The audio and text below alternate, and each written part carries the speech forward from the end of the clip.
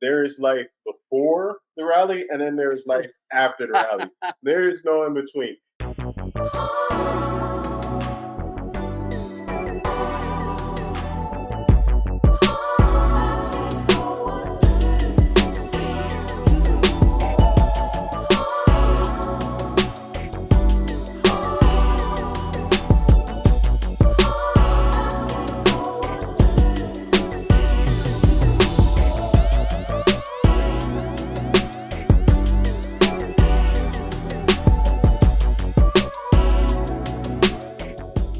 In this segment, we're going to talk about the supercar community, including the world-famous Corsa America Rally. Check it out. So a great aspect of owning a supercar is the community that comes behind it. I know a few weeks ago you guys had the opportunity to participate in what is called the Corsa America Rally for supercars. Biggest, best rally in the country right now. What I wanted to ask you is, because you've been doing this for like 10 years, right? This was the 10th anniversary of the Corsa Rally. What is the Corsa Rally, just for those who don't know? Okay, so if you guys live in the Tampa area, you may have seen cars at periods of time that have like decals that say Corsa America Rally and some other sponsors and stuff on their cars. Usually, the reason you see them and then sometimes you don't is most of the time you see them, it's like we're spinning up for a rally, so people start putting the decals on their car. They all come off. But like, even if you don't live in the Tampa area, you may have seen the Corsa logos because now it's a national, even an international rally. Yeah. But in your respective cities, there are other rallies that, besides Corsa, one of the original big ones was Cannonball, or I think it's Cannonball. I just want to, man, I'm getting old. I just don't want to be confusing that with the Cannonball Run movie. Yeah. There's a rally, something ball. I heard about something in Maryland. I actually was talking with a coworker. He mentioned it in Maryland, but I don't remember the name. Go ahead. Yeah, no. So the Corsa Rally, basically, this was the 10th anniversary of the Corsa Rally. The Corsa Rally is a group of car enthusiasts that get together and rally. This particular rally started out in Tampa. We launched from Maserati at Tampa Bay. We went from there to McLaren in Orlando, which was more like the Space Coast, is Esau. And then we went from there to Miami, and we spent 2 nights in Miami. Now the Florida runs, which we usually spend 2 nights someplace, because it's so much work and so exhausting driving. They want you to have a little bit of time to party at night, but everybody not have to get up and drive the next day every day. Yeah. So that's what we did here. But there's Corsa rallies now that start out in Germany, Monaco. A lot of people, some people ship cars, but most people rent cars over there for it. There's a Corsa rally that I did that started in Las Vegas a few years ago. Went to LA, San Diego, and back to Vegas, where we did Big Bear State Park, where we drove up the mountain. And remind me to tell you about that later, because my cousin was with me, and he I wish he could tell his version of the story, but I can kind of tell you what he had me cracking up talking about, because I was focused driving, not necessarily realizing I was drifting up the side of a mountain. But so the Corsa rallies where car enthusiasts get together. Some of the rallies have more exotics. A lot of times they're supercar heavy. So probably in this rally we just went on, what would you say, maybe 60-70% were supercars? Yeah, it's definitely close to 70%, maybe a little bit more. I have a question. I'm part of my ignorance. No, that's why we're talking about this. What's the difference between what is the difference between an exotic and a supercar? The terms there'll be debate about this. People like to debate everything, but those are kind of interchangeable. Exotic is kind of mean, just like how you people describe a female as exotic. An exotic female to someone in America is somebody British with a British accent, or somebody from Singapore, or somebody from, Brazil, you know what I mean? Exactly. And then when you're in, Brazil, somebody exotic is a guy with blonde hair and blue eyes from America, because it's kind of what, so exotic kind of more is relative to the individual making the observation. Okay. But we all kind of mean it means something very different and rare. I think we kind of, with a supercar, that usually has to do with it's usually more of a performance based thing. So a combination of the rarity and the performance, because like they'll say that the new Corvettes, you get a lot of debate about this. I'm not going one way or the other. That's a debate for another time. But it has the CA Corvette, the newest generation of Corvette, and the Z06, which they actually, I think we mentioned it earlier briefly, they reverse engineered a Ferrari 458 and made a better version of like 3 generations of Ferrari ago, and made like arguably the best normally aspirated car out was the CA Corvette. It will perform with the best of the cars out there, But a lot of people will say it's not a supercar just based on its performance because it's too readily available and accessible for people. And let me tell you something. We were on a supercar rally, and we're not going to talk about how fast they were going, but the Corvette definitely was keeping pace for sure. Right. Yeah. Allegedly. Sure. Yeah. So I mean, yeah. Usually a supercar is like based on like whatever the current level, because a supercar in 1970 is not going to be the same thing as a supercar Exactly. in 2020 because technology and performance standards have raised. So by current standards, the supercar is defined basically on its performance and handling on like a track, how many G's it pulls on a skid pad, how it brakes, how 0 to 60 times, roll on 30 to 80 or 60 to 120 or 70 to 180 or however fast. No one's tried that fast. So allegedly. Yeah, allegedly. So, but yeah, so that's kind of supercars performance, but an exotic car has to do with performance, but you cannot have an exotic car that performs like my Ferrari now. It's a little bit over with the downpipes and exhaust. It came at 400 something horsepower. It's a little over 500 horsepower. There are a lot of cars over 500 horsepower now that aren't even supercars, right? Right. But it's still an exotic because it's a Ferrari. And it was a supercar in the year it came out. So like I said, those terms are they're synonymous with one another, but one's a little bit more performance based and one's kind of just more the elite nature of the vehicle. Now that we know what Corsa rally is, right? You've been doing that for 10 years, but this year, Mr. E got to go for the first time. So, Mr. E, can you tell us? Can you share your experience being your first time in the Corsa? Dude, like I told everyone that I talked to about it, there is life before the rally, and then there's life after the rally. There is no in between. The Corsa rally is crazy. It's exhilarating. It's amazing. The best people in the world because they're all car enthusiasts. It doesn't matter how much money they do or don't have. They love cars. They love to drive, and they just it's a certain personality, certain profile where they love life. It's a lot of fun. And doing all those miles that we did from Tampa to Orlando to Miami and seeing the whole caravan of exotic cars. You're talking about 50, 70 cars. Just I believe it's around 70 or 72 cars. 70 cars of exotics going to a town near you. There's nothing like it. I mean, and what really stuck out to me was when we were already in Miami, right? And that was the last leg of the trip. And we went to the Supercar Saturdays. Yeah. And all 70 of us got in the car and drove down Collins Ave at 8 a.m. in the morning, revving the engine, 3 cars wide.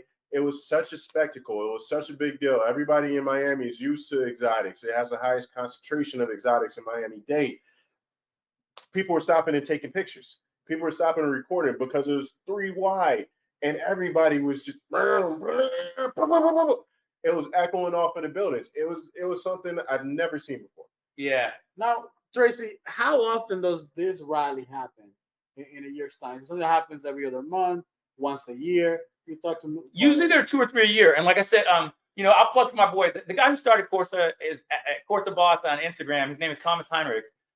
He's a financial planner, financial advisor, mild-mannered guy who loves cars, sports cars, and supercars. At this juncture, he's probably owned a lot more than newest and more elite vehicles than just about anybody I personally know. I know some guys with some big collections. People always talk about Jay Leno or Sultan Brunei, but short of those guys, like Thomas has owned like some of, and because he like gets cars, he has them for a year, 6 months a year, and he gets something else cool. And I think that, like right now he has a Lambo, 1 or 2 Lambos. He just sold a Ferrari 48 Pista, which is the souped up version of the Pista. Yeah, that's maybe one of my favorite cars ever out right now. If I could get anything, that would maybe be Spider, one of those. But he has the car you saw him on the rally with was a McLaren 765 LT. So the 720 is like their last supercar. They just discontinued that, and they made a 750 is coming out. But the 765 is kind of indicative of the horsepower as well. It's extended. It's a little bit longer, and the horsepower. So McLarens are so light. That car is one of the most amazing performance vehicles on the road, and that's what he drove on the rally. But Thomas Heinrich started it 10 years ago. This was the and usually there, I don't know, maybe a couple a year, 2 to 3 a year, depending on which year. We kind of grew, and I've done several over several years, but I hadn't done one since right before COVID.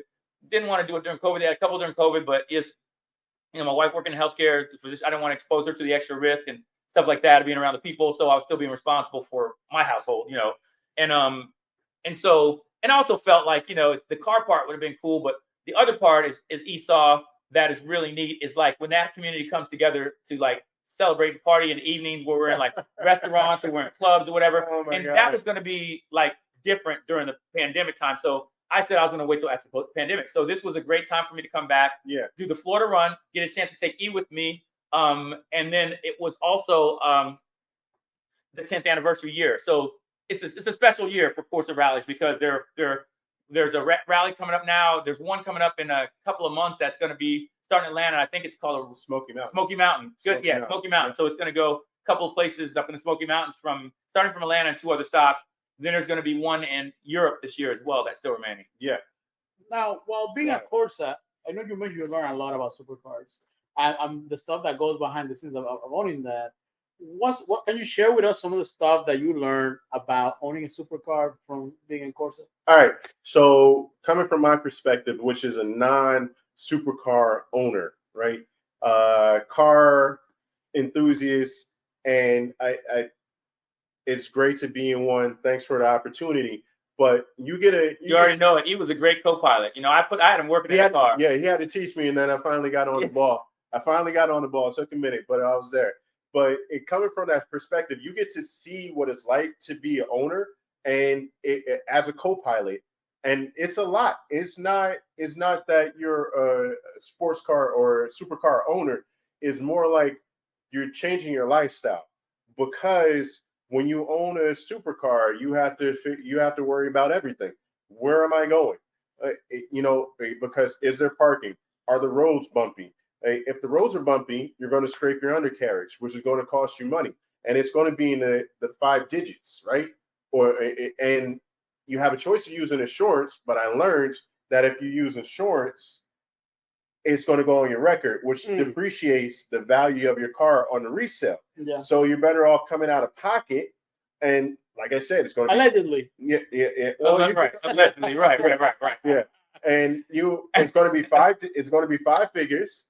And not only is it going to be that, but it may take like 6 or 8 months to get that part in. So you just don't want to have those type of situations come up. Case in point, you go to a place and there's a valet. You let your valet park the car. They go. You told me a story. I'll let you tell the story. But they go and do crazy stuff with your car, and then you have to deal with it, or you can have them just park it up front, which will cost you $100 if you're in Miami to park it up front, so that they're not messing with your car, they're not messing anything up, and your car is fine. Tell me about the story about your friend that used valet to park his Land Rover. Yeah, this was actually on a rally, where someone had their vehicle at a place that was and that's the cool thing about this. And not digress.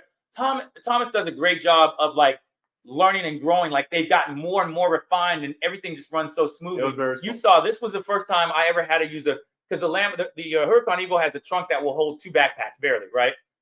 My Ferrari, you could put a medium-sized suitcase, suit bag, a couple backpacks, not in this one. So they have a luggage service for people, especially when your co-pilot is your girlfriend, your wife, or female that's going to carry more stuff, possibly, unless they're me, because I get flack when I travel, because I am the one usually with more suitcases than my wife. But absent me, most of the time, your co-pilot can. So the luggage truck will actually meet you, take the bags at the beginning, and meet you at each hotel, so you don't have to be able to fit all that stuff in your car. Right. But anyway, so we're down at a rally in that was in Miami, and one of the guys left their car with the valet, came back out early, and I was with them, and their car wasn't there. And come to find out, the valet had taken their vehicle and was joyriding it, right? Something that's more likely to happen in Miami than Tampa or LA, for sure. But But like that's just something you have to think about. There have been times. Well, one time I drove a different exotic 2 out to eat at a restaurant here that's normally trustworthy, and I saw another Lambo that was sitting out front, and these guys were taking pictures on it. A guy and his wife and their kid. And at first, I was like, "Oh, it must be their car," because the valet's right there, letting them, actually be physically on the car. And then I was like, "There's no way that they have 3 of them, and that's only 2-seater." So basically, again, like you talk about, the valet's responsibility besides parking your car is to protect it. And if you can't trust that it's going to happen, and like a lot of times we've had this discussion. Well, I'm meeting you guys somewhere, or whatever. And I'm like, "Oh, well, I'm going to drive the Jag because it's fun to drive. I can put the top down on it, but I'm not worried about something happening to it like that." Exactly. Here's the other thing that I learned, because there's more that goes into it. When we were going from Tampa to Orlando, especially, there were a lot of cars that were trying to either get pictures or video, which is cool. There's nothing like, I've done it myself. It's instance where we were down in Miami on a rally. One of my friends who was is with Corsa. We came out of a place early where they had arranged valet parking for us there specifically, and his car was gone. One of the valets had taken his car and was joyriding it, and that's just crazy because you have to think about those kind of things, Yeah, that really happens. It does, and it's more likely to happen in Miami. I have so many stories about Miami across the board. My wife being from there and everything. Like it's cool to visit and hang out a couple days at a time. It's one of the most amazing, captivating cities in terms of the views and the restaurants. Love Miami. But there's more assholes per capita than any place I've ever been. Also, just people that don't give a damn. So and that kind of stuff. Because and you were talking about, like, you said it could cost a lot, kind of going rate if you're going to park on South Beach, and you want to keep your keys and park up front. It's usually about $100-$150 is what you'll have to spend for that. But where we stayed on the rally, the Fountain Blue, on the weekends, I don't know if they'll sometimes charge upwards of $500 to leave your car up top. Yeah, that's ridiculous. So, and so again, or you trust the valet that you hand them your supercar and they take it down into a garage and hopefully don't scratch it, dent it, play with it, let people go down there and lean on it, take pictures. Because that's the other thing. I know you mentioned earlier about like the insurance thing. I've actually even been at car shows where I've asked somebody, "Hey, could you please not lean on my car or one of my friends' cars?" Because these guys are way more trusting than me, and they'll go like eat brunch. And I'm like, "No, it's getting crowded here now. I'm just going to drink my protein shake and I'm going to sit here and watch the cars." Because the security that they provide sometimes can't watch all those people in all those cars. Right. And I love the opportunity. That's okay. So I'm glad you said also not to forget, of course, it's also about charity. I always try to give back in general. We have a charity, our Spine Foundation, we donate or deal with other charities, Wounded Warrior and stuff like that. But the Corsa also usually tries to work with other charities to generate, just like in this case, the Wounded Warriors, and there was another one that was the kids for like school supply, back to schools. So yeah, we try.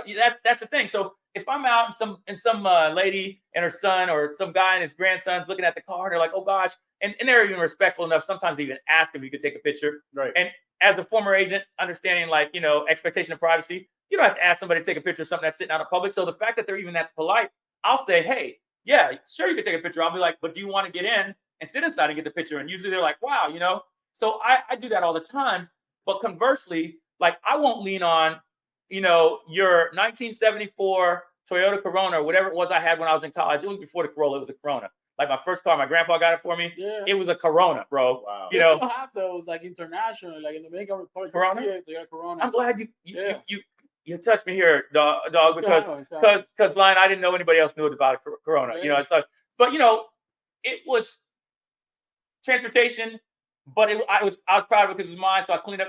But like, I would be mad if someone would have leaned on that because it's about disrespecting my property. I would never, So the fact that people think, some people in this day and age, is everybody we always talk about, it's going to keep coming up, how there's a sense of entitlement that people have in so many areas of their lives that they feel like they can go lean on your $300,000 or $400,000 car and not worried about if they And then I've had someone say, "But if it gets scratched, that's what insurance is for."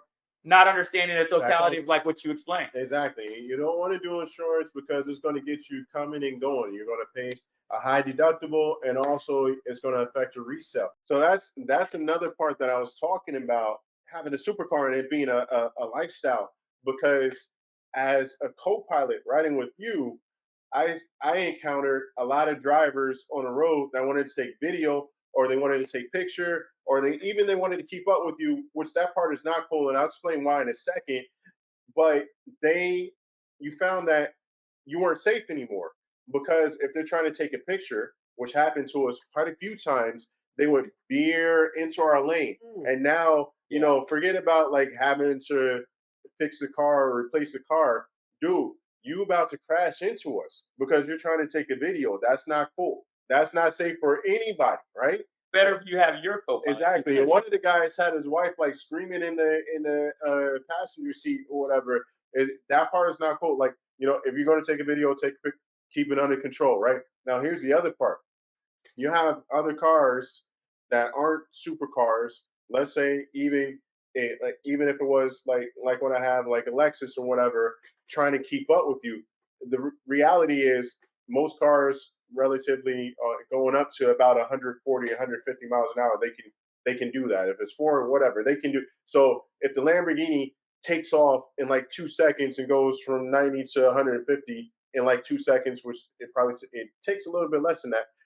Eventually, you'll have this other car coming and trying to catch up with you, and all we were trying to do is get you from tailgating us, because it stops. The Lamborghini stops, or these supercars stop in a shorter distance because they have better brakes than the average car. So the chance of you rear-ending them is very high when you're tailgating, and again, trying to take a picture. And there were a few times where dudes were right on our ass, and then you would just bolt, get some room, and then here they come again. And nobody likes to be tailgated, especially when you're traveling at a high speed, right? Right. Nobody Allegedly. Yeah. I mean, I'm just saying you're not going slow in a fast lane. No, I'm just messing with Lion, because he's been tossing that in a very timely fashion. Yeah. Allegedly. All hypothetical. Right. Allegedly. Right. Yeah. But this experience was amazing because of the people. As I said, they're all car enthusiasts, so it didn't matter. It wasn't bougie. You would expect, and most people's encounters with supercar owners is bougie, because from what I found, tell me if I'm wrong, I think there's like two sides, because you have people that own supercars and they love the car, they love the speed, they love the way that drives, and they do it for that. And there's some people that do it for the show. And for me, that experience was different because everybody was down to earth. Everybody was approachable. Everybody was joking around. Everybody was having fun. Now, you touched on the nightlife aspect. That was a learning experience, because you can fuck around and find out. Kevin Hart came into mind because my bank account, when you hanging out with supercar, when you hang out with millionaires, thankfully it wasn't crazy. The price wasn't crazy for me. We won't even get into that. But you definitely do have to watch the tab, because when you hang out with millionaires, everybody's like, they think you got it or whatever. It's like, hey, I'm the co-pilot. I'm the co-pilot. We're not doing all of that. You're the co-pilot. Who wants some coffee now?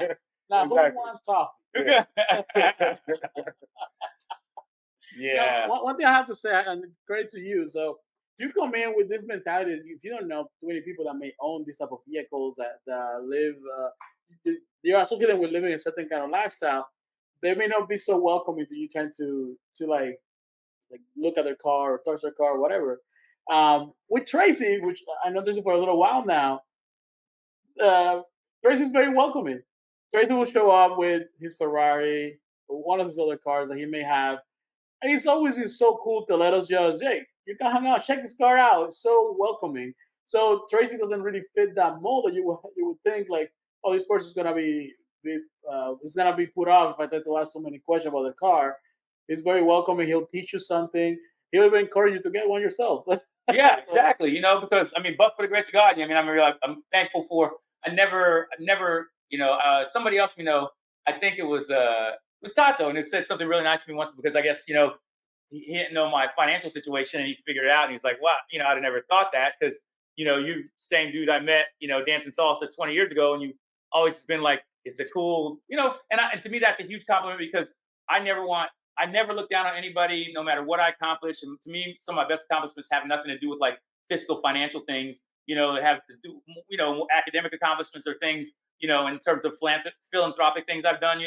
But it's just a blessing because, like, but for the grace of God, no matter how you got to where you are, it could be gone tomorrow. You know what I mean? And so I'm just thankful to be alive every day and interact with good people. And I think that's kind of what he was touching on, though, too.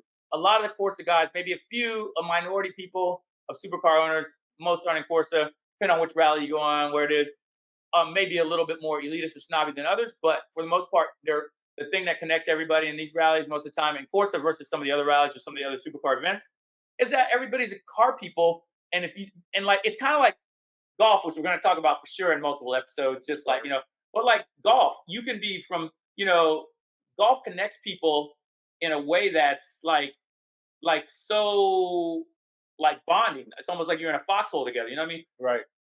It's kind of car culture is like that. Exactly. I dropped something off at UPS the other day. I drove the Lambo just to drive it. You try to drive somewhere. Once or twice a week, just so they're not sitting, and I'll have to plug them in on a trickle charger because that's something else don't think about till you get supercar trickle chargers. You know what I mean? Because it's a horrible thing to try to jumpstart one of those to kill a battery. Because it's not always an easy thing to resolve. Yeah. It may require you calling somebody out from a dealership, in another city, whatever. So, drive them enough to keep the batteries from dying, for sure. So I drove to UPS to drop off return an Amazon package for my wife, and I started talking to this guy, and like she's out of town, so I've got what I need to get done for the day, but I literally ended up in that UPS parking lot for about an hour and 20 minutes, hour and 30 minutes, because I talked to about 5 or 6 people back to back who had questions about the car, who had questions about, and I look, but because, man, to me, you guys know me, man, like that's my dude. That's so Tracy, and it's funny because his wife told me, it's like, hey, don't let Tracy make you go hungry, and I realized what the hell she meant because an hour and a half later, this guy will have you waiting to get some food because he's talking so much. It's true. It's true. Hey. Yeah, it's real. It's all up. My mom would tell you the same thing, eh? Yep. She'd tell you the same thing. Yep. She told my wife that. And I'm traumatized. I traumatized myself because maybe our second or third cruise together, because my mom was like, Doc will freaking he will live off of interaction with people and happiness and and positivity, while we need like water and food and whatever. Yeah. I don't, it was good. It was good for army training. You know what I mean? Yeah. But like, so she tells my wife, don't let him have you somewhere hungry while he's socializing. In fact, sure enough, man, we're on a cruise ship. We're going to breakfast. It's hot. We're on top. We run into this couple we met. We start talking to them, and by we, I mean me, because she spoke. She was friendly. They were friendly. So I started talking. Next thing you know, I look over because she's quiet, and I watch her swaying. She's going down. I literally almost had my wife passing out while I'm in the sun talking while she's hungry. She learned her lesson that day. Right. So she was like, "Your mom told me." I was like, "She did." So she passed on some good information to E, which was the same information, And I try to be, be cognizant, be aware of that, because I know everybody, needs food more than me, and I'm just, I'm talking about cars and rims and horsepower and 0 to 60 times, and people are like looking for pancakes. Exactly, dude. Supercar community is amazing, and it doesn't matter the level. There were some vintage cars that were in there. There was a 300Z. Yeah, correct. A friend of family. Yeah, she's it's a fair lady Z. I can't remember what she is on Instagram, but her. But she's it was the last generation of 300ZX twin turbo, the fair lady edition, and like that was a lot of attention because she was only one. And there are a lot of females that are car people that like are co-pilots, and some of them, like the one who you have we'll show a clip of her. Jacksonville. She actually is her McLaren, and she drives as well. Another buddy of mine, Keith, his co-pilot, she drives, and but there were only 2 women, I think, that on the rally that actually came and drove their own cars, and Crystal was Crystal, and we got to get her name, the one from Jacksonville, because she was serious. Like she's not for play. She's for real. she's driving the hell out of that car. One of the other things I wanted to talk about, people talk about different cars that they like, and everybody has favorites, and then comes down to performance. Two more topics. One, you get cars that are souped up, and modded and everything like that. They may not last because of the distance and how hot the cars get, which is something that I learned. You got to have something that's going to go the distance and be able to endure that type of performance, and that's a different ballgame because when you have these different cars that can go, they have 500 or 700 horsepower, and that's cool, whatever. But they really can't run for that long because they're overheat, and then you got to cool them down for an hour. You got to hose them down or whatever so that it doesn't melt down. And that's one thing on a rally. You have to be able to get to your destination. Otherwise, you got a whole new set of problems. That's one. And the other thing is watching these cars and how they perform. Every car has their own personality. Every car does what they do well. And the Huracan is fast AF for sure. Exhilarating. Love the sound of the engines. Love the tailpipes catching fire. Yeah, shit's crazy. Absolutely crazy. And we got to see. Well, it wasn't the 812 Ferrari. What type of Ferrari was it? The front engine that he had. He had like a. Oh yeah, there was one was a 599, and one was an 812. Okay. Yeah. So it was an 812 for the one. Those cars were beautiful as well. I always loved the 812 because the 599 sort of looked like the 812. Yeah, it's a success. Yeah, exactly. Yeah, exactly. And also, one car that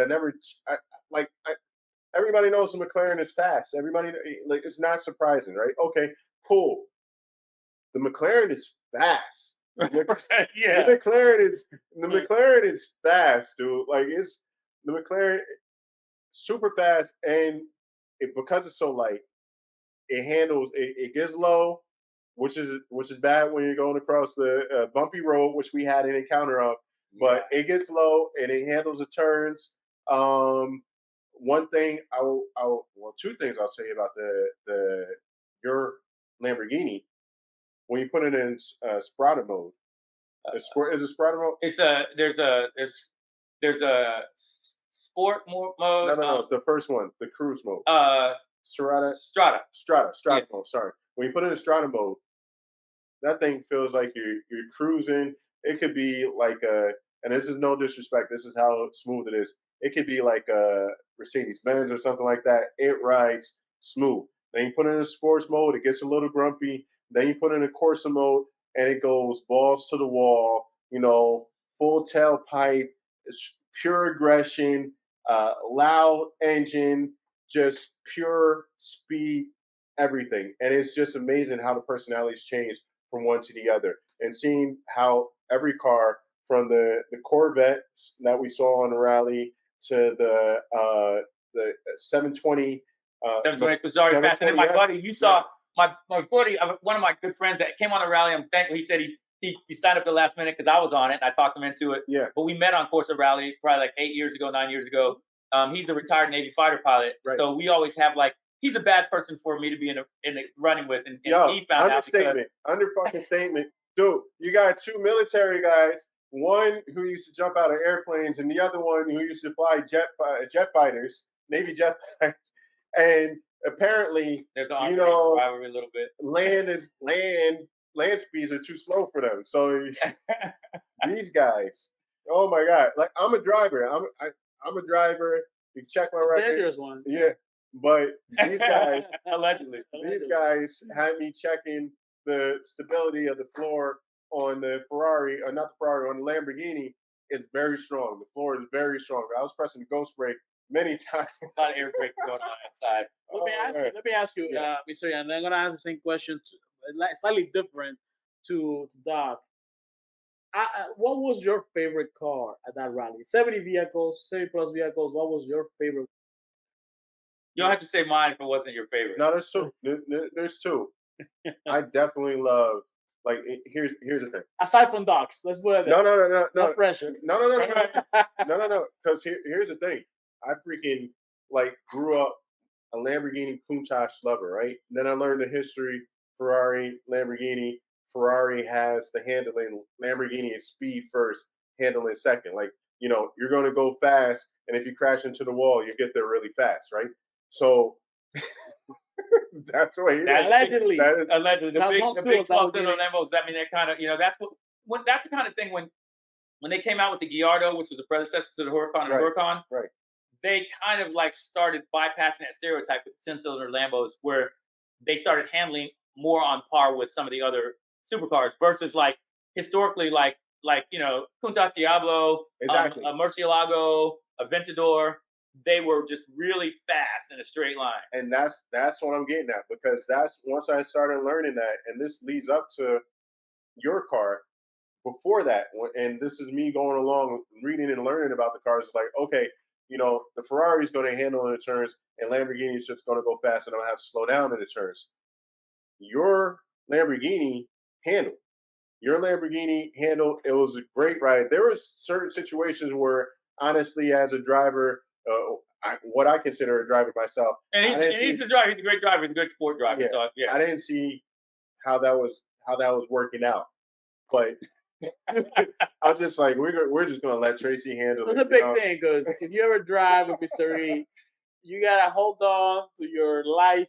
You don't know if you're gonna make it. Even in his wedding, remember the wedding? Remember his yes. And his best talked about that. Everybody knows. I remember this one time. It was Cordell. I shout out you, Cordell. You guys will hear his name many times. Myself and Ed. I don't know where we were going. I just know Cordell was sitting up front. And since that day, he will never sit up front with Mr. E driving. We got some. I sit up front, getting over here to the studio. I like, oh my God. I like holding on for dear life. We got from Tampa to St. Pete in 18 minutes. That was a great story. I won't get into the details of it. Allegedly. But allegedly, we did it to make it from Tampa, to St. Pete in a very short amount of time. That's right. And Mr. E did it. Like, it was very impressive. So coming from my perspective, and one last thing, my dad, like way back in the day, was. So what's the favorite car, though? Don't forget about that. Okay, sorry. I definitely did go on the tangent, didn't I? No, it's easy to do with cars. Favorite car, hands down, point blank. Two favorite cars. One is the Huracan Evo, for sure. Spider, only in the nighttime. Right. Oh yeah. Oh gosh, that's something else. We got to. So yeah, I had E melted because I like the heat and I don't mind it. God. And the top down, like all my sports cars have been convertibles. Tampa to Orlando. Top down. I had it sweating like a. I had to take a shower. I had to take a shower and change my clothes once we got to, and it wasn't even Orlando. It was the Space Coast. Yeah, Which McLaren is kind of, they call it McLaren Orlando, but it's really it's supposed to be the McLaren. It's like 130 miles away. Yeah, exactly. It's supposed to be the McLaren experience. Check them out when they get there. Right. So one is the Evo. The second one, I loved that 720S McLaren. Yeah, because it surprised me with the handling. Like the Ferrari, I expect to have the handling. You were on par with the Ferrari, I think. Well, it kind of feels like it, which is kind of cool because, like I said, there was a time when that definitely probably wasn't the case. Yeah, the McLaren. There was one time that McLaren took an exit turn, and it just sat in the groove. It just sat there and just and we just chilled. We just chilled. That's what it was. So that was impressive. I think that's the moment that stood out for me. So the Evo, the Lamborghini Evo, and the McLaren was for you. Lamborghini Huracan Evo, Spider, and then the McLaren 720S. Now for that, it was a Spider as well. Aside from he was smart enough to have the top up in it. Yes, he was melting. Yes, he was. Aside from your cars, yeah, which one this year's were your favorite in that Corsa route? Probably Thomas's McLaren 765 long LT. Mm-hmm. If it would have been a Spider, oh my gosh, yeah. We stopped at a McLaren experience, a McLaren dealership, and they had one. Yeah. But it was a special like exposed carbon fiber build, so it was like the whole car was, polished carbon fiber. Tell me about that. That was about an $880,000 build in a Spider. So like I think the sticker price, so the 720, you can get that in threes. the long tail, the 765, you could get that in the fours, starting out in the fours. If you could, I mean, that's what the MSRP was. Depending on what your build can go way. Stuff can start adding up quick on exotics. You could pay $25,000-$30,000 for a different paint code. You know what I mean? Like stuff can just start. The brakes, even on my 430, like the brake. Look, the brake option is like a $20,000, $18,000 brake option. So you can easily start stacking stuff. So on his car, non-Spider, I think starts in the fours, but I don't know how it's spec'd out. It's probably far more expensive spec. But then the Spiders are always a little bit more expensive. So for one of those, it's just a lot more than I want to spend for the car. But like you said, that one, I don't know. There's not very many done. It was like one of the owners of the. That's right. He was the owner of McLaren. He had it done. And they had the little, what was it, the fins on the what was the ground effects or whatever, right, that popped out, and it was like an $80,000 option in carbon fiber. Yeah, and it was a wash for the manufacturer because they lost their shirt on it. He was saying. Oh, it was something. No, it was something else. Something else they were doing in carbon fiber. Yeah, exactly. Was it the vent? Oh, no, you know what it was? No, I remember what it was. That I'm glad you bring that up. So now we're car geeking out, so hopefully we don't lose people that aren't car geeks. But it was basically where they use a special process to put the 765 in the carbon fiber, so it's not painted. Oh. And they said this was like you said, a $50,000 or $80,000 option. Oh, really? And that was still not. They weren't charging enough to even break even with it, so they discontinued it. I mean, just crazy. Like that's the thing, it's like so many cool, crazy things about car. Like. No, absolutely. Yeah.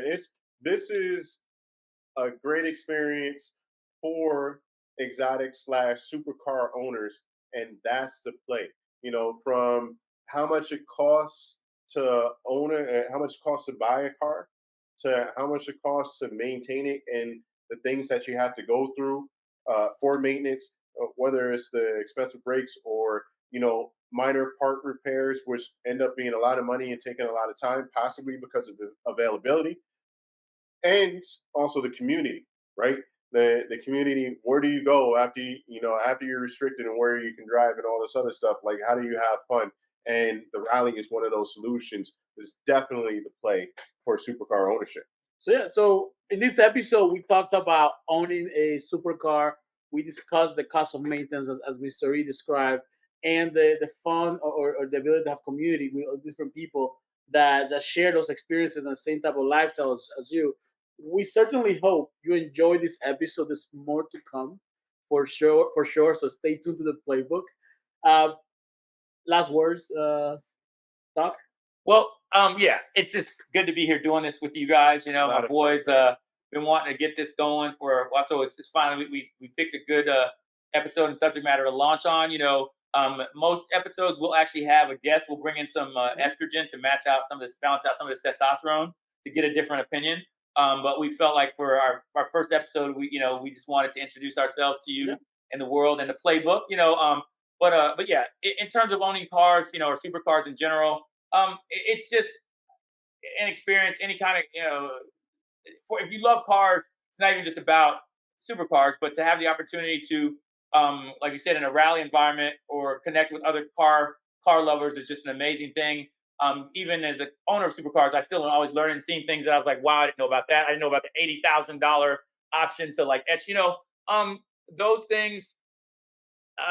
The networking, something we didn't talk about also. And for me, as like a business owner now, even though I'm retired, we own a business. The opportunities to network with people. I can imagine that people, you meet, and it's good people. You meet people who you connect with, and they honestly are like, hey, I own this restaurant. You guys are doing this. Can we connect and do this or whatever? Right. I own this bar. Let's I own these things, and or can you guys? So you're able to connect and exchange ideas, and if nothing else, just get together and fellowship with some other like-minded, positive people who love cars and who are forward-thinking in this day and age when people, it's not always, people aren't always driven to be the best they can to themselves in society. So yeah, I mean, it's just good to be able to talk about supercars and share one of my passions with the world, with my boys, and get the playbook going, because we, moving forward, we're going to be talking about like all kinds of vehicles, health, wellness, fashion, salsa is going to be a recurring theme, I'm sure, because that's what connects all of us. We all met in salsa. Golf. Yeah. As well as life situations. We're gonna discuss popular. We're gonna make it an entertaining way for you guys. So stay tuned for all of that coming up. Hey, thank you for joining. We'll catch you guys next time. Like and subscribe. Like and subscribe. Later.